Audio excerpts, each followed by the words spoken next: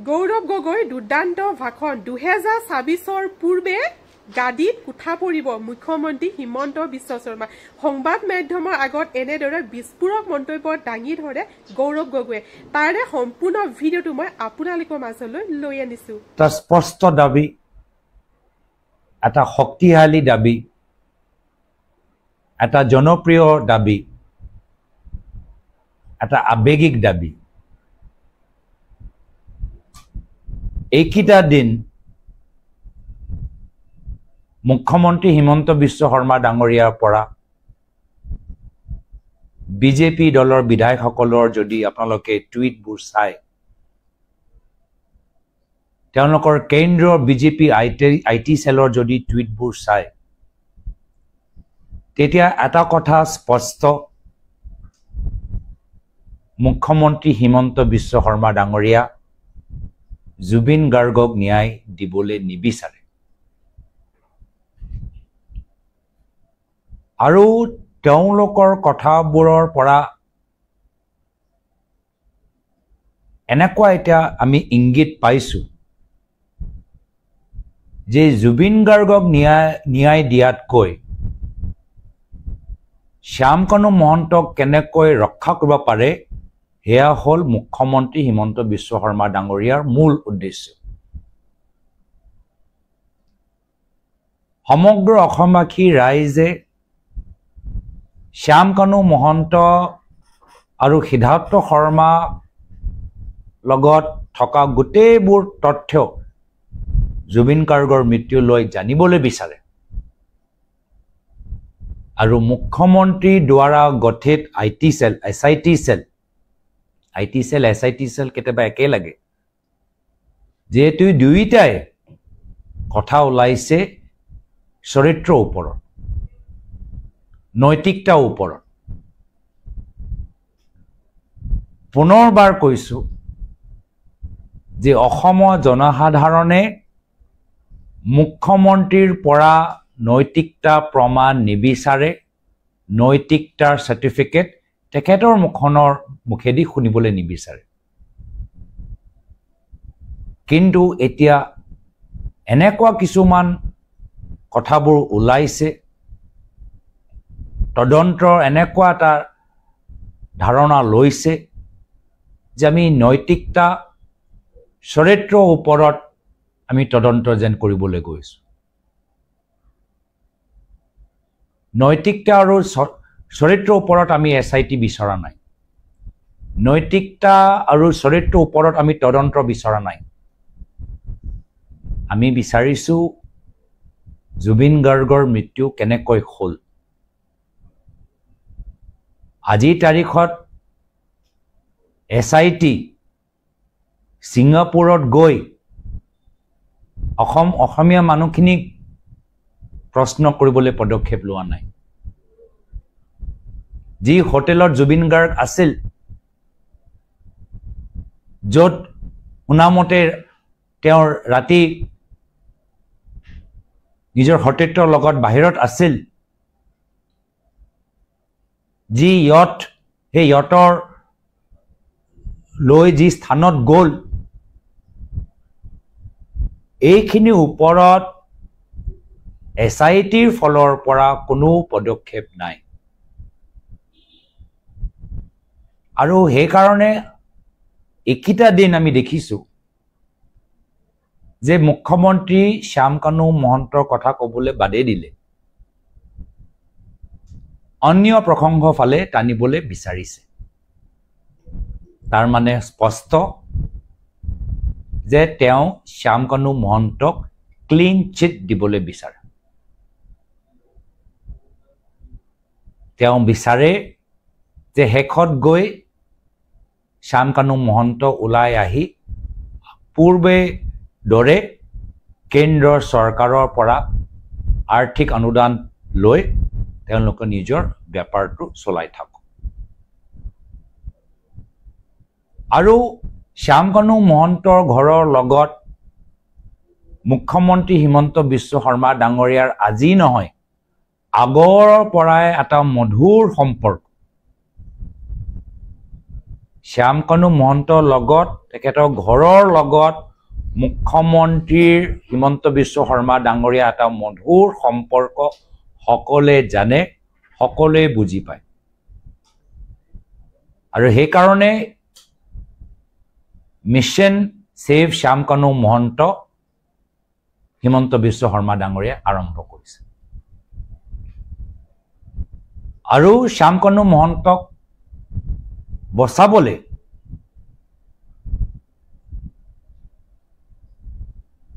আজি তাৰিখৰ যিখিনি কথা তেওঁ ক'বলৈ আৰম্ভ কৰিছে, অসমৰ মুখ্যমন্ত্ৰী চকী ওপৰত বহি থকা এজন ব্যক্তিৰ পৰা ওলাব নালাগে। অসমৰ মানুহৰ সমৰ্থন পোৱা পিছত মুখ্যমন্ত্ৰী চকীৰ ওপৰত বহি থকা ব্যক্তিৰ গাম্ভীৰ্য থাকিব লাগে, কথাৰ মৰ্যাদা থাকিব লাগে। কিন্তু সেইখিনি মুখ্যমন্ত্ৰীজনে হেৰাই পেলাইছে, হিমন্ত বিশ্ব শৰ্মা ডাঙৰীয়া হেৰাই পেলাইছে। আৰু যাৰ ফলত আজি তেওঁ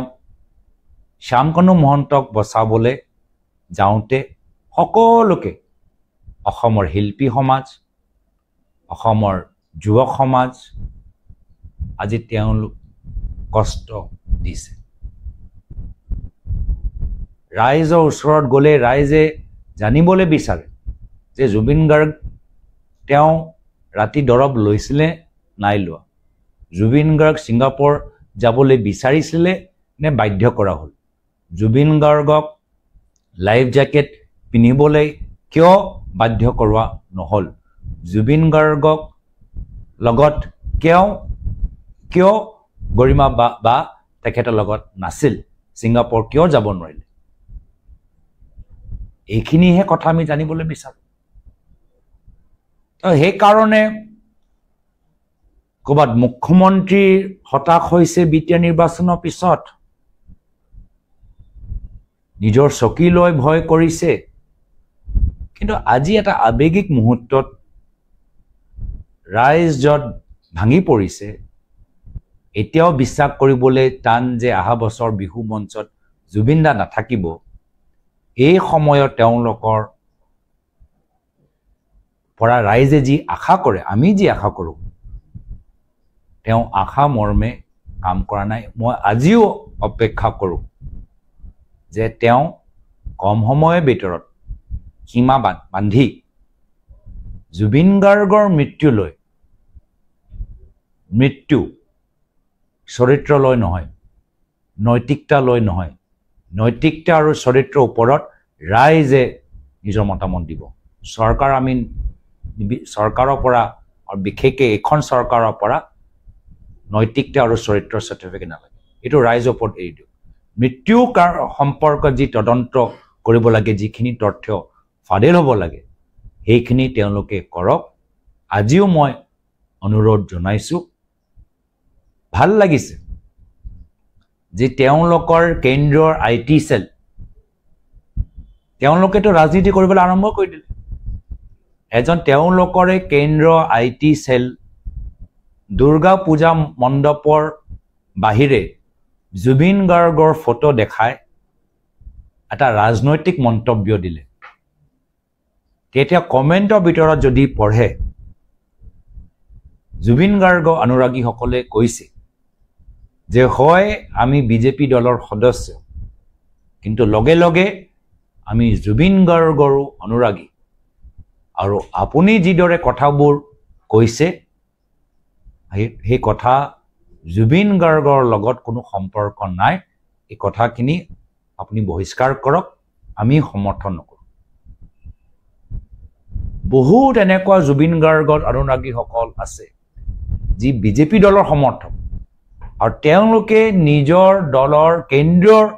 IT চেলৰ মানুহবোৰক আজি বিৰোধিতা কৰিছে।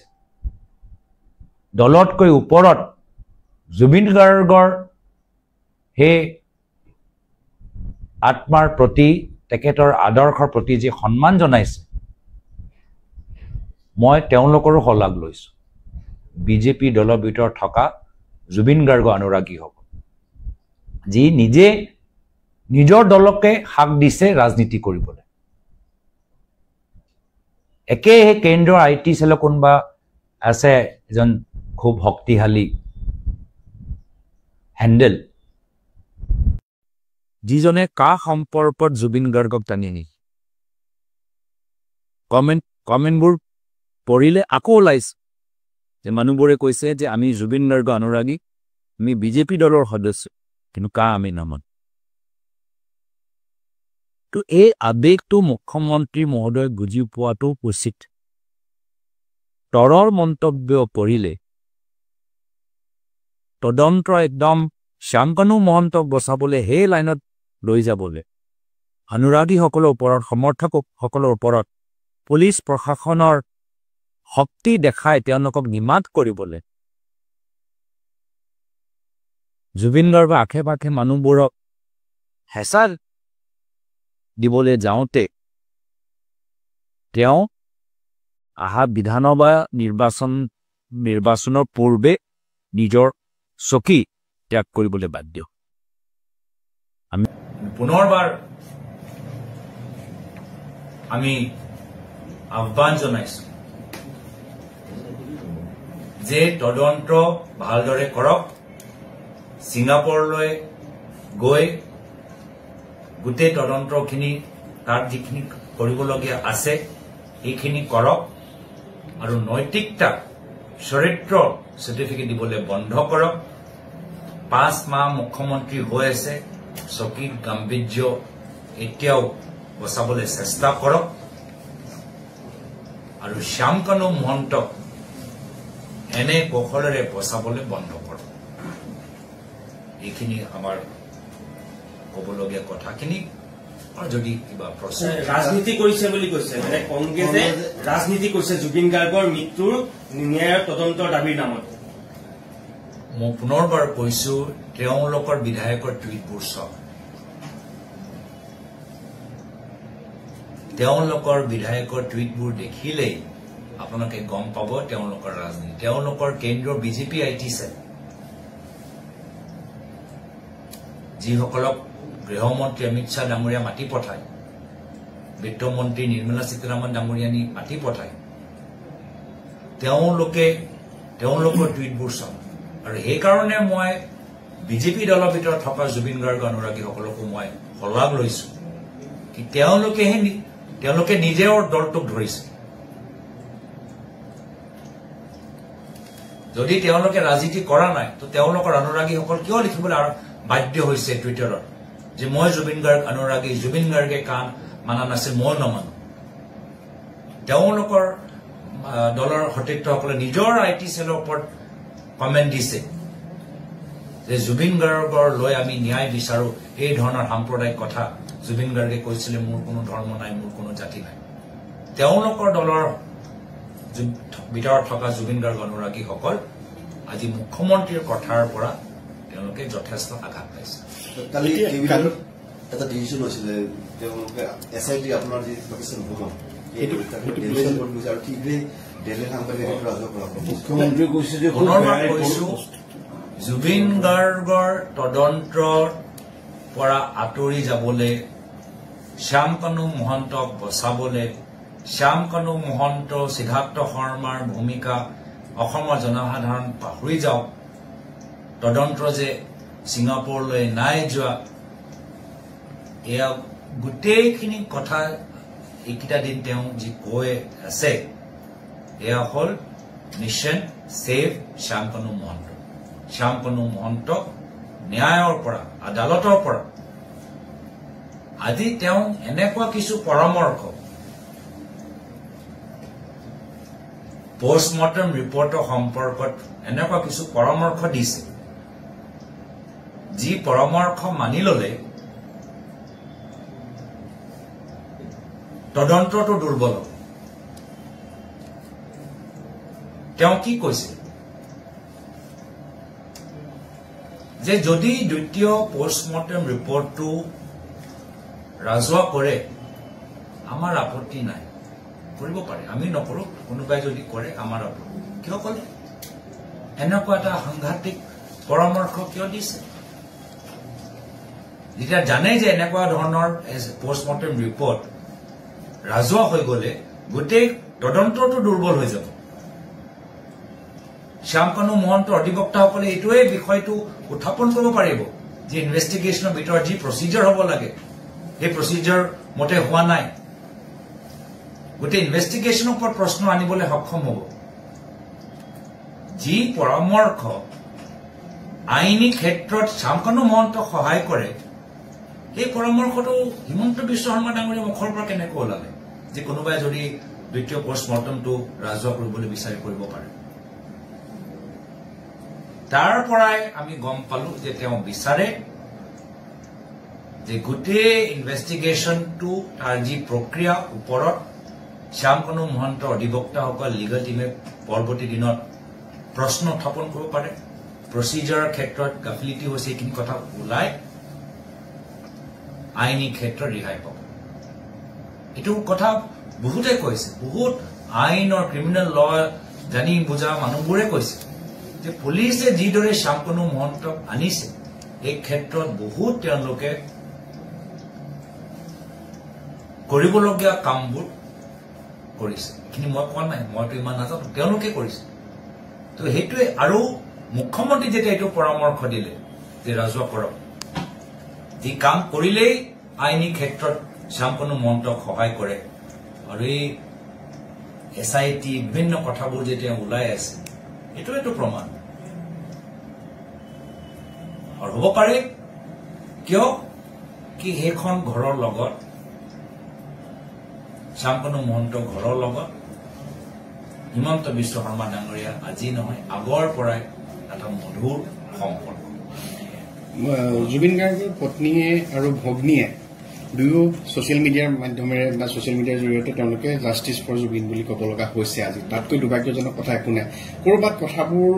এই এনেকুৱা ধৰণৰ কাৰণে কোনোবা ক'ৰবাত কাৰোবাৰ মুখা খোল খাবৰ কাৰণে ক'ৰবাত ৰৈ গৈছে নেকি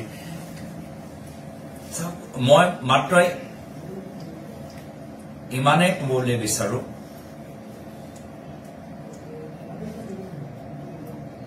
গৰিমা বা আমি আপোনাৰ পৰিয়ালৰ লগত আছো প্ৰত্যেক ক্ষেত্ৰত আমি আৰু আমাৰ লগত আমাৰ সম্পূৰ্ণ আমাৰ লগত যিসকল আছে আপোনাক সমৰ্থন দিছে আপুনি যি সিদ্ধান্ত লয় এই ক্ষেত্ৰত আমাৰ ফালৰ পৰা সম্পূৰ্ণ সহায় সমৰ্থন পাব আপুনি নাভাবিব যে আপুনি এই মুহূৰ্তত মই জানো তেওঁৰ ওপৰত কি চলি আছে তেওঁ কি বাতাবৰণ মাজত আছে আমি সেইকাৰণে ৰাজহুৱাভাৱে কৈছো